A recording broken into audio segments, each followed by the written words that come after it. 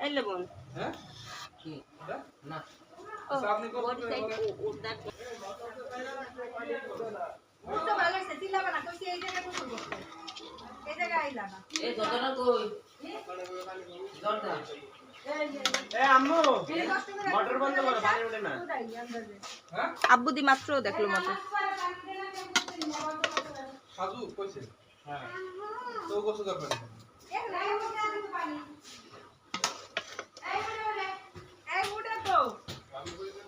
ওই যে কল ছাড়লে বোঝা যায় তো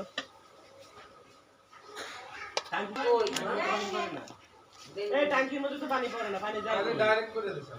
না ডাইরেক্ট করে দিলে পানি উঠে না আমি এজন্য বুঝতেছি না কি করবো